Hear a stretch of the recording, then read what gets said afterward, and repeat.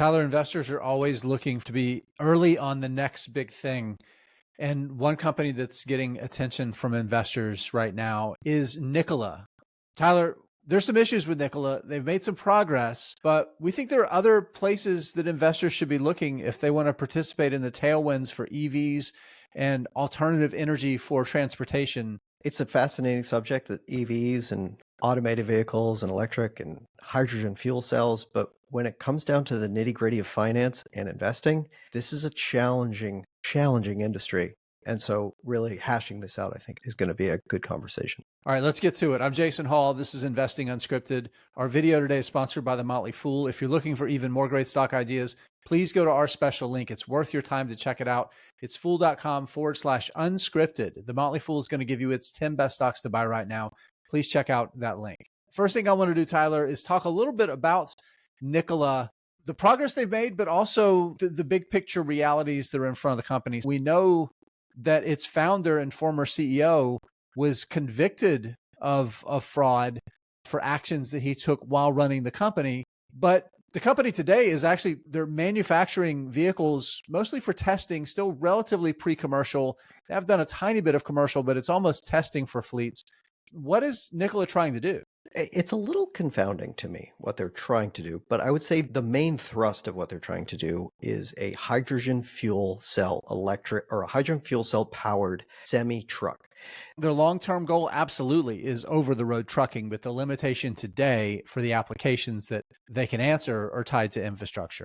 The concept is this is going to be the big push for them is into hydrogen fuel cells, but they're also building a battery truck, which I don't know if that's necessarily the worst strategy in the world, because the actual design of batteries and fuel cells, they're both powering electricity, and so you're running to electric motors. This was a company that came to market with a lot of hype. Some of that hype was probably an overpromise that ended up landing some people in jail. And on top of that, it's just been a very slow iteration. This is a company that went public 3 years ago, 4 years ago.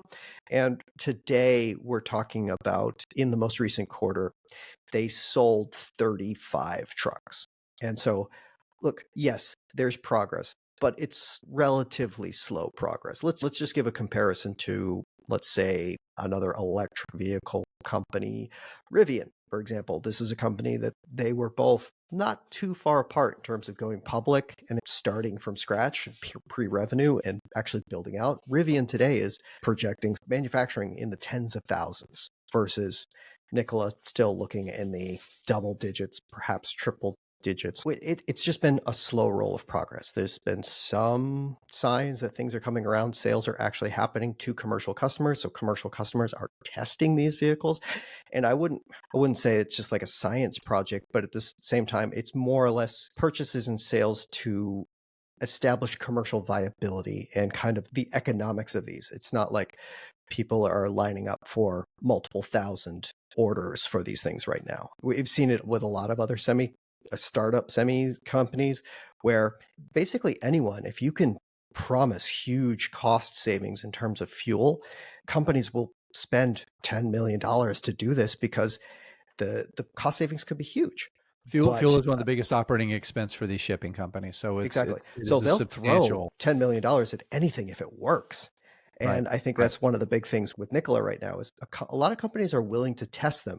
Whether or not they actually are going to be viable commercial options for these companies is, I would say, not 100% certain. There's a reason the stock is trading for less than 70 cents a share as we record this video. There's substantial question about their ability to survive as a going interest, right? Without having to go through a substantial amount of recapitalization. The company has about $470 million in cash, about $300 million in liabilities. That's a very thin margin of safety to operate on when you're still burning cash and trying to get to even a modest level of commercial output at this point. So investors should be very cautious about trying to get in early on the idea that Nikola has turned the page, right? It's turned the corner and they're beginning commercial operations, and now's the time to invest because the future looks bright. The future could be bright under a new owner because the company ends up going bankrupt because they run out of money before they get there. So that you have to be aware of that. That's the big caution for Nikola, and why we think investors should maybe forget about it as an investment right now, or just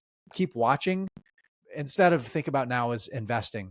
Tyler, go first. You've got an investment that is certainly a safer investment, also one that I don't think most people are going to even think about in terms of capitalizing on demand for EVs, and that's Stellantis. Stellantis is a company I think is grossly misunderstood by American investors. When we hear legacy auto, we think Ford or General Motors. Stellantis is a group of brands that dominates much of Europe as well as Latin America, Africa, Middle East, and has significant market share in Asia, which is something that really can't be said for the other North American manufacturers. The kind of international business has been a weak point for them for some time. If we're talking about it on an EV sort of position, I understand that some people would say that, oh, they're mostly an internal combustion engine company. But right now, they're number 3 in terms of battery electric vehicle sales in Europe. One of the most popular battery electric vehicles that they are actually producing right now is their Fiat Transit van. So they have a toehold in the commercial market. It's not exactly like semi-truck, long-haul trucking, but parcel delivery, short-haul transportation, things like that on a commercial scale has been one of the bigger markets for them. In the most recent quarter, they had about 30% market share for Europe in commercial vans. So it's really a big winner for them. And they're making gains in fast developing markets, South America, Africa, Middle East, in terms of overall profitability and growth, which is something that if I'm looking for a business that's going to catch tailwinds of kind of the growth of vehicles, that really looks appealing. And at the same time, their expectation of EV fleet is going to expand significantly in the back half of the decade. They've been a little bit slower to come to market with some electric vehicles and perhaps not rushing as quick as like General Motors or Ford did. But we're going to start seeing many more electric vehicle options from them, including a Ram pickup truck, all electric in North America, as well as other EVs across the entire fleet. And at the same time, we're looking at an extremely profitable business trading at what is, I would consider, a considerable discount, even for the automotive industry. Right now at 4 times earnings, 1.2 times book, and just flush with cash.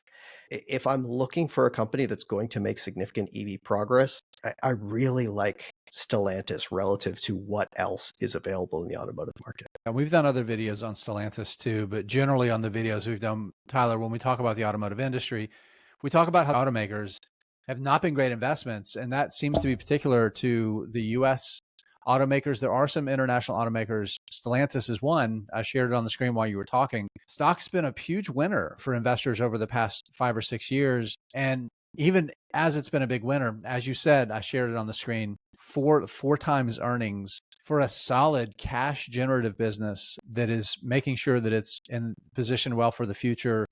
Tyler, I'm going to go in a completely different direction. We might sound a little hypocritical. I might sound a little hypocritical when I'm saying forget about the early commercial stage electric vehicle, alternative vehicle startup, and instead buy this even earlier stage, completely pre-revenue alternative energy for transportation startup. I've fully realized that QuantumScape, which is the company I'm going to talk about, hasn't even gotten as close to commercialization as Nikola has. But I think there are some differences that are worth noting that make QuantumScape, to me, certainly lower risk while still having tremendous upside. The starting point, I think one of the challenges that Nikola is going to continue to face is the market that it's selling into. The bottom line is that shipping and trucking customers are incredibly risk averse. You're talking about businesses that live on very thin margins. We're talking low single digit margins at the operating level, and the net margin level is a pretty profitable business for a lot of these companies. And there aren't a lot of well-heeled companies out there that are willing to throw money at ideas. Tyler talked about that. There are the UPSs of the world, the Amazons of the world that have very specific predictable fleets with very specific predictable needs, will make those investments to try to shave cost, to try to find the technology to help meet the corporate carbon initiatives. But the vast majority of the trucking industry does not operate like that. They need vehicles that can go anywhere at any time and know they're going to be able to get fuel. know they're going to be reliable, know that there's going to be access to service and maintenance on the road that can act quickly to get those vehicles up and running. When you're living on 2 or 3% margins, you can't take the risk of losing a day or a week of production from your vehicle. So where it lives in the value chain, I think, is worth considering for Nikola's being risky versus for QuantumScape. Frankly, when you're talking about vehicles for individual purchases, with Volkswagen is a big partner of it. It has another 5 or 6 OEM partners as well. Buying cars, this is an emotional decision, and people will torture the numbers to say what they want them to say to justify the emotional decision. So the market that QuantumScape is positioning itself for, I think, is a better market for demand. If we look at the growth of EV sales over the past decade, it plays that out versus the growth of EV sales in these fleet, commercial, medium, and heavy duty transit. It's a dollars decision, and the dollars are still early in trying to figure out if they add up. So with that said, let's talk about the technology. A couple of things that we've learned about QuantumScape that I think are really important. Part of the challenge with solid state is both the separator material and then actually manufacturing the separator material. And one of the things that QuantumScape has figured out is the qualities of the separator and also how to manufacture it. And Raptor and Cobra are the names of their innovations for the separator and for the manufacturing process. They have made substantial progress in that. They've gotten great feedback from their third-party testing partners on that. And another video that Tyler and I recently did is a change of leadership. About a year ago, they brought in a new president who has a deep background in advanced manufacturing in the semiconductor industry and was just appointed as the new CEO, replacing the co-founder who is stepping down as CEO and will remain executive chairman. So now we have somebody coming in to run the company as CEO with a deep advanced manufacturing background. I think that indicates that the company is ready to move closer and closer to commercialization. It's not no risk. It is certainly still a higher risk investment than a deep value investment like Stellantis that Tyler talked about. But if you want to live further out on the risk curve, it's hard to know what the final outcome is going to be. But I think it is in a better position than Nikola, the markets that it serves, where it is in its technology profile, the leadership that it has in place. I think if you want to lead out on the risk curve, hold off on Nikola for now, and QuantumScape is probably the better investment to make.